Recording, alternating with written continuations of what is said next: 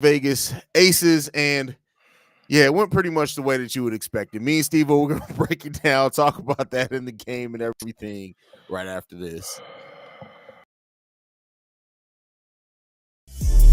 Welcome to Chicago Sky Central, and here's your host, Haize. What's going on, Sky fans? Welcome to another episode of Chicago Sky Central, your number one spot for everything Chicago Sky related. Stevo, hey, listen, I'll tell you what. The fact that the Sky only lost this game by 12, I mean, they were in this game for probably the first 2.5 quarters. I mean, you talk about afterwards, but then the Las Vegas Aces just went nuclear on us and just like, yeah, we the better team. Finna go ahead and close this one out. But in this game, though, overall, Kalia Copper scores 37 points on 18 shots, gets to the free throw line 11 times. Uh, Elizabeth Williams, 4 rebounds, 2 assists, 1 steal, 1 block, 12 points. And we got Marina Mabry and Courtney Williams chipping in 11 points each. How you feel about this game with the Chicago Sky versus the Aces, brother? Well, it felt like I was watching Tom and Jerry. It really was. Like it was just backwards and forth. Like they pretty much had the lead majority of the game, and we were just trying to play catch up. And every time we made a big jump to get to catch up, we gave up a big three, or we had a dumb turnover, or we gave a big and one. A lot of them was straight down the pipe, back doors. It was just like they were just better than us. They were just better than us. Like I before we recorded, I compared them to how the Warriors play with their food, and then after halftime, they'd be like, "All right, let's go home." And that's pretty much what they did majority of this game. Even losing Alicia Gray down the stretch didn't even matter. They finished the fourth quarter strong. Same thing. Every time we tried to get closer, every time we got closer, they just came back and hit a big shot. Every time we thought we had something, they came back, played defense, get a steal or bother a shot. One thing we've always said about this Scott team, they just cannot get timely shots at certain times, and the shot decision is very questionable. It's a lot of shots early in the shot clock that I don't like. You can start to see that Devin Wade's play calls is starting to look. You can see it's a difference now because, like I said, a lot of shots are rushed. The players are not as I would say creative as they once were. They just what you expect. They're the best team in the league. They've been killing everybody.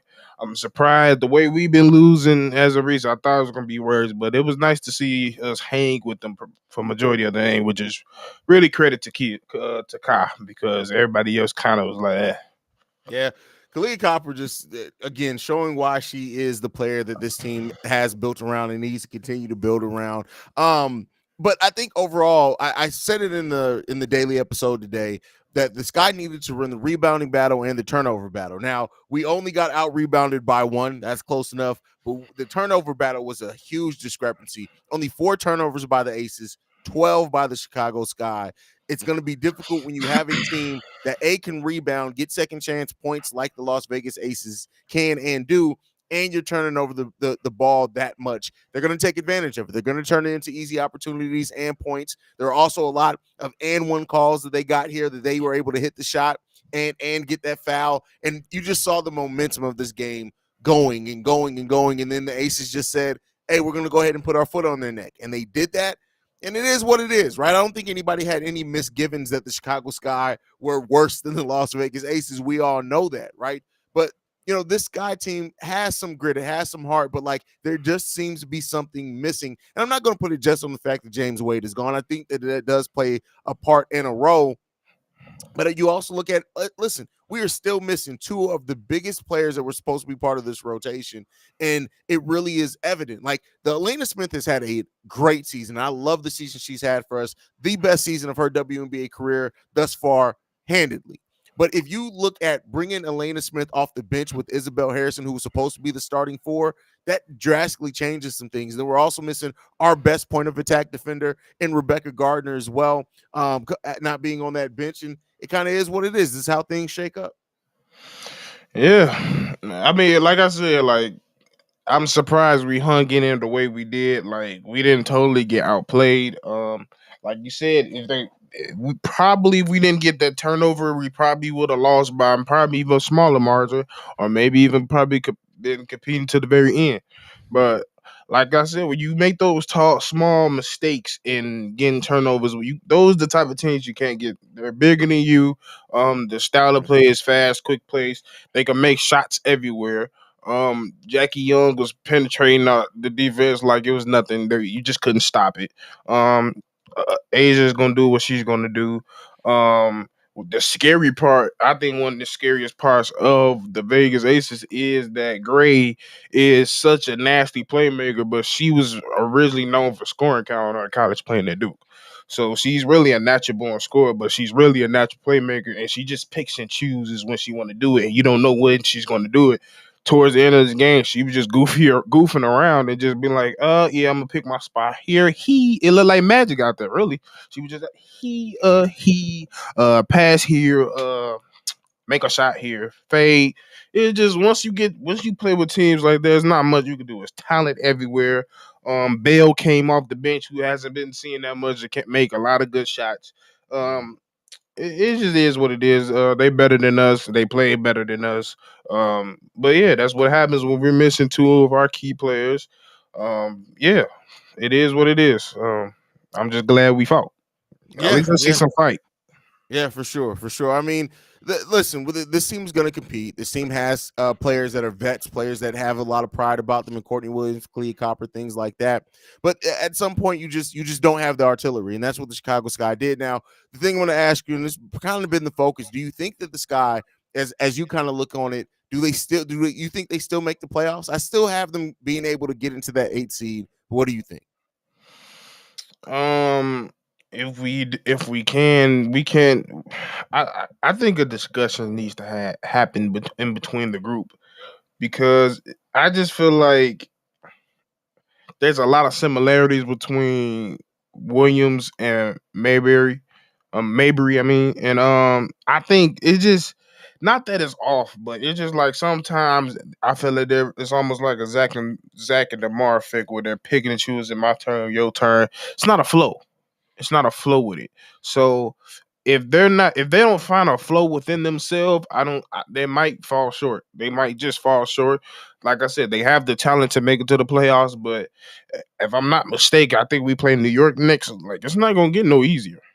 Like, Yeah, it's just not gonna get any more easier. I believe this is the most WNBA games in a WNBA season this year with yeah, 40. 42 or Just 40. 40, I think. So Yeah, it's almost it's not completely different to them, but it's a different territory. It's possible, but as of right now, I'll be lying to say I'm not leaning on us not making it. yeah. I still have faith. I think that, yes, it doesn't get any easier. We got a tough schedule ahead of us, but some of the things that they need, like we gave up 50 paints in the 50 points in the paint today. That ain't gonna cut it. You got to put a body on somebody. Like, and They scored 100. Wait. I know it.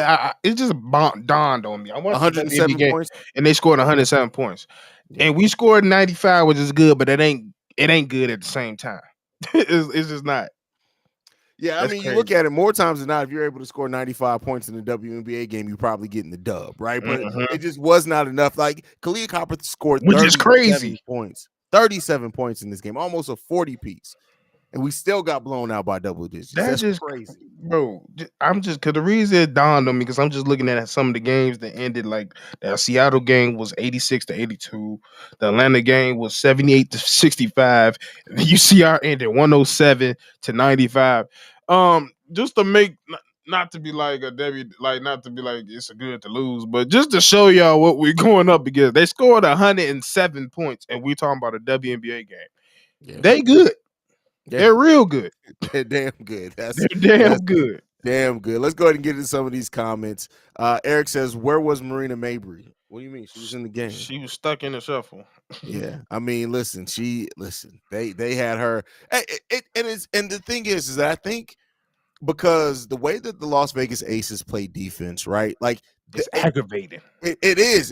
Death by a thousand cuts is really the way to look at it, and like it's frustrating, especially if you're a player that doesn't get your shot off and you're shooting a bad percentage. The Aces will get in your head. Then you got Aja Wilson, who, matter of fact, we need to start giving Aja Wilson more recognition for just how much she talks shit slyly. Like, and it, Bro, and she listen, do a little slick, like little bumps and pushes. that it's the smiles, bro. Go back and look at it. She throws up that little half smile and smirk, and you just and bro, it just be like, Tim damn. Duncan looking ass, Yeah, bro. like it's crazy. Asia Wilson is such such a great Yeah, ambassador for the yeah, game. that's something I did want to touch on. I felt right, like we was the whole team was frustrated, not only with them but also with the refs way before halftime. Yeah. So I felt like they already had us way before we knew it. Cause I was seeing it with Dana. Dana hard to shake. It's hard to get Dana to get attitude. She had an attitude way before the halftime. One thing I haven't brought it up. I don't know. I'm not trying to start anything, but I just know Mabry's personality. She's kind of standoffish. Um, she's kind of like if if if you look at everybody on the team, you could tell like it's probably a genuine friendship. Out of everybody on this team, she just seemed like she's the lone wolf, and she was kind of like that on Dallas. I don't know if it's just her personally, but it's just like with her. Sometimes when I see her play, it's just like she's out there by herself. Sometimes, especially when she's cooking.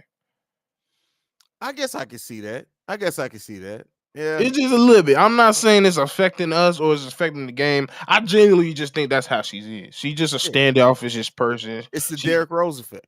Yeah, she kind of like she will shake hands. Like if you make a good play, she get feisty, but it's almost like she plays with attitude almost, Yeah, for sure. For which is sure. not a bad thing in my opinion. Yeah, it's an edge. We need that edge in this team. Sakura, I believe is how you pronounce it. If I mispronounce it, please let me know. So it's concerned why Elena Smith wasn't in the game towards the end. Well, listen, Elena's been banged up for a while, and I wouldn't be surprised if she caught an elbow. There are a couple of things getting thrown out there, but No, she also gave the elbow. That's why she Gray did was give the out. elbow. Yeah, yeah. She did give the elbow. Listen, Yeah.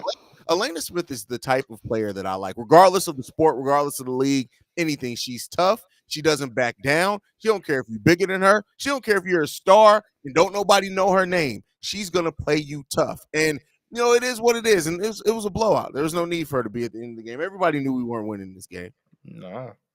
I mean, you got legit, and without Candace being here, that's even crazier. But it's not because, like we said, even when Candace went there, it was like they I don't mean, need her. they were entitled. They Yeah, won the title without her. they So didn't need her. Like yeah. Kelsey Plum, easy 27, and she wasn't even sweating out there. And listen, Like, Kelsey Plum is a player that I like as far as like just as a competitor, right? But when we play her, I hate hate Kelsey her. Plum. Oh, bro. But I I hate love I hate Asia. I see all the bad of Asia today. I even see Jackie. Jackie don't say shit. She was getting on my nerve today. Jackie Young. Yeah. Jackie, see, yeah, Jackie Cole. Jackie yeah. is the sleeper of this whole team. Jackie the one that can go somewhere and win the title. Well, yeah. Well, Jackie's the fact that she's 25 years old, right? I think that people like because she's fit so seamless into what she's needed to do for this Aces team. I honestly think people don't realize how influential she's been to that team. That being a cog in that team, both last year and this year. And I think people don't put her on a list of like people who could be the future of the face of the league, and that's because of the personalities that she's around. But Jackie Young is an absolute dog. Like She's you, a like dog. yeah, A leader. She leads by example. I've read a lot of articles saying she's probably the hardest worker on the team. You can see it in her body and her game. She's completely changed her shot. Her shot coming into the league used to be on the side of her face. Now it's tucked and perfect. Her physique is crazy now. Now she going to the lane at will, and you can't stop her. So like she's paid. She's as the years going by, she just constantly got better in every stage of the game. And for her to figure those type of key things out at 25, good lord, well, I mean, you got to look at the size too. She's 6 feet tall, 165 pounds, solid. and she plays guard. Keep in mind, there are 6'1" centers in the WNBA, and for her to be 6 foot and able to play guard and as tough as she's a monster. It is what it is. She's a monster. Yeah. Yeah. So Uh, yeah, I I would don't love to like. see her next with Kyle. Hopefully, we can make that Listen, happen bro, some way. that'd be a backcourt that'd just be nasty regardless, bro. Like, Yeah, yeah, because you can I mean, spread it out. But I'm dreaming right now. I'm dreaming. yeah. There you go, there you go. Let's get another one from Eric. He says, "Gray reminds me of Tamika Catchings. That's not a bad comp. It's not a That's not a bad, bad comp at but all. I ain't gonna lie. I think Gray will go down as one of those her own. Like I could see somebody in as her. She got her own type of game. Like I she just different. Like if Yeah, she just different, especially with her passing. She's probably one of the best passers in the history I've ever seen. To me, that's a fact." Eric also chips in Chicago's fate on making the playoffs depends a little on the LA Sparks. Yeah, right now we got it's probably, is it a 2.5 game lead now? It's probably 1.5 game lead now with us losing today. But we got a slight buffer there. The fact of the matter is, like, I don't. And the moment I say this, they're going to go on a winning streak. I'm not really worried about the Sparks. They got talent down there. Don't get me wrong, but like, I just feel like I would trust. And that's the thing. We don't have James Wade anymore. Like, I don't know, man. I like the I Sparks know are what you there. mean. Yeah, It's just their team is not. They got talent, but it's not built to something that's like you know exactly how they're gonna beat you every time. They can do multiple things. They're just like a talented group that just kind of put it together. That's young and old. That's yeah, really what it is. Like there's no there's not really they haven't really clicked. It's just not one of those rosters. That's just really what it is.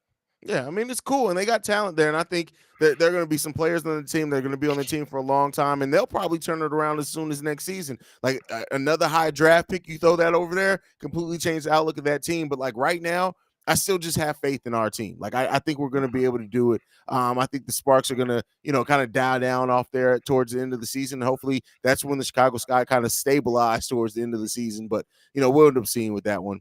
Sakura says, I did get her name right and says, thanks. And Smith is a boss. Love her. I love her, the acquisition of her on this team. Like, it's just, Sleeper. So yeah, she's been out, and I talked about it on today's morning episode. Like, I really like, if the Sky won more, she would absolutely be top 1-2 in most improved player of the year. Now the Sky have to win for us to, I think they at least have to make the playoffs for her to get in that conversation, but she deserves it, man. She's been balling out this year for sure. most definitely.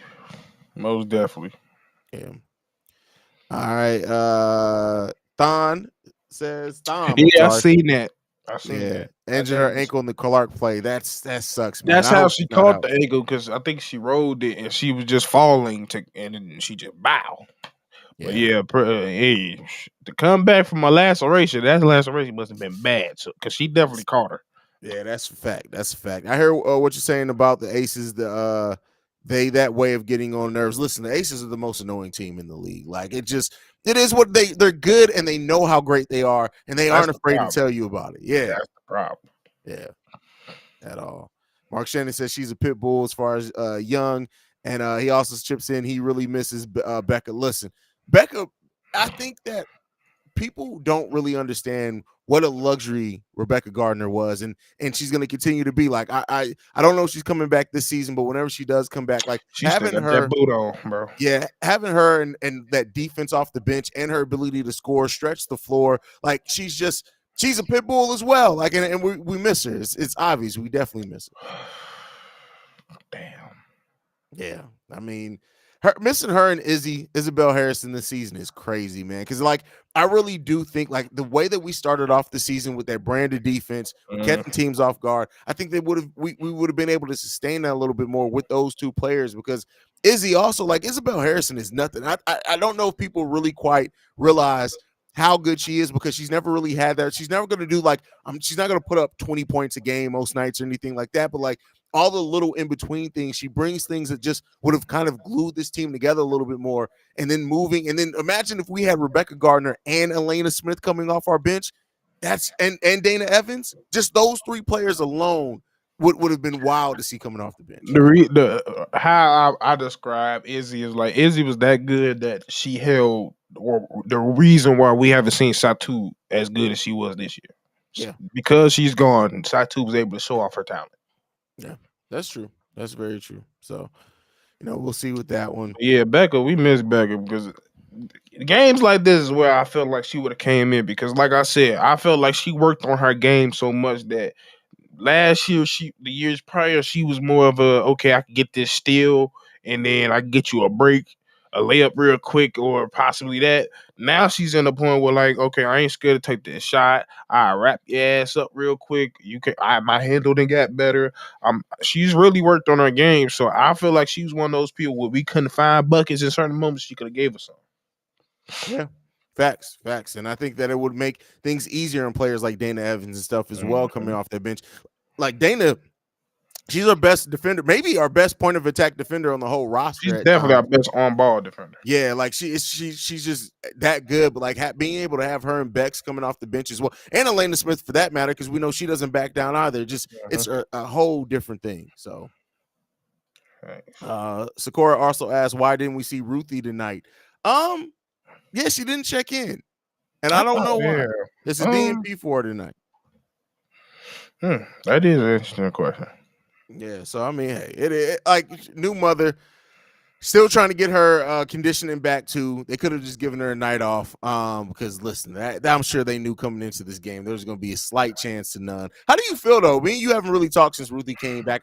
She's played a handful of games so far since her return. How do you feel about her and her return? I've noticed that she's become a little bit more confident in her offensive game. That's what she was known back in a little bit in Oregon. And when she came in here the first time, it was just like she got the ball and panicked. Now she get the ball, she could take it back up. I even seen her do a step through the other night. So I'm cool with it. Like I think she just the conditioning is what there, getting the strength back, the coordination back. It's probably really the coordination. She probably just rusty as hell. So that's what happens when you ain't played in a long time and you're thrusting back mid season. These people mid season condition. Yeah, she played 4 games so far. First two games she played a total of 6 minutes, didn't score anything. The last 2 games she played a total of 24 minutes and scored a combined 12 points with 7 rebounds, 1 assist, 1 steal. So you can tell she's starting to get that footing back. But it's probably, if I had to guess why she didn't play, it's probably definitely conditioning. And I think that you're going to probably see that kind of, her play 3-4 games in a row, maybe sit 1 or 2. You're going to probably see that for the rest of the season. It just is what it is, unfortunately. Yep. Nothing you can do about it. Mark Shannon also chips in with Becca and Izzy. I believe we would have at least 5 to 6 more wins. Listen, with the way that we started off, I can't argue that. And that really, when you look at 5 to 6 more wins, literally changes everything about the season for us. We go at that point from being the 8th seed to being more like the 5 or 6 seed. So, yeah, 4th. You're right. Yeah. So that's a drastic change, and I think especially with the WNBA, with the amount of games that we play, how condensed those games are, how condensed the season is overall. When you have injuries that last as long as what Beck and Izzy has been, it really can change your whole entire season. And so, we'll see how many of these players come back next season. I don't want to start thinking about that quite yet. We got a little under half the season left to go, but like, considering that we don't have any draft picks, I'm sure that whoever the new GM is going to be motivated to keep most of this team unless they feel like they can bring in their women to this roster. So yeah, but we play Seattle next, so that's a good game to get back into rhythm.